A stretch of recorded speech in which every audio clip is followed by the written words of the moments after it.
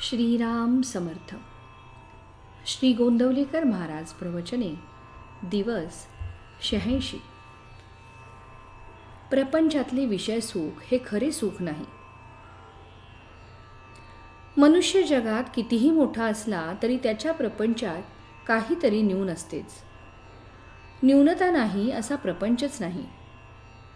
एखादा प्रापंचिक माझा प्रपंच पूर्ण आहे म्हणून सांगणारा भेटेल, परंतु चालले आहे असेच चालावे, यात कमी तर नाही ना कधी पडणार, अशी त्याला काळजी असतेच. म्हणजे त्याला खरे सुख असे नसतेच. एखादा अत्यंत विषयी त्याला कदाचित काळजी नसेल.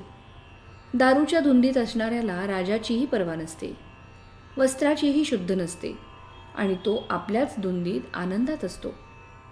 पण हे सर्व त्याची धुंदी उतरली नाही तोपर्यंतच. विषयातले सुख परावलंबी विषयावर अवलंबून असते.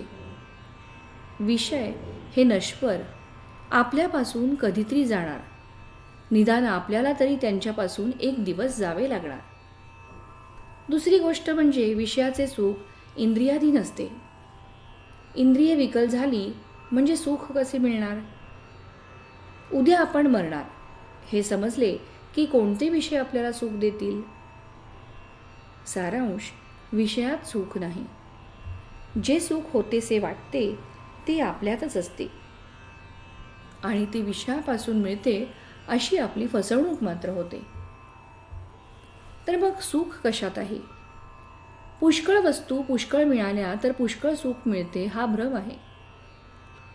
खरे किंवा पुष्कळ सुख म्हणजे कायमचे सनातन सुख होय. ते सनातन वस्तूपाशीच म्हणजे भगवंतापाशीच असते.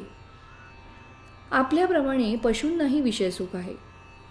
त्यांच्यात आणि आपल्यात फरक तो कोणता?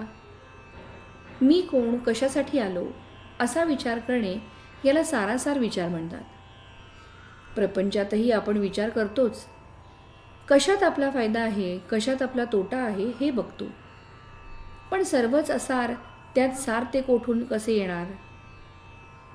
असलेल्या परिस्थितीत आपण समाधान मानित नाही, त्याहून अधिक सुखाच्या स्थितीची इच्छा धरतो.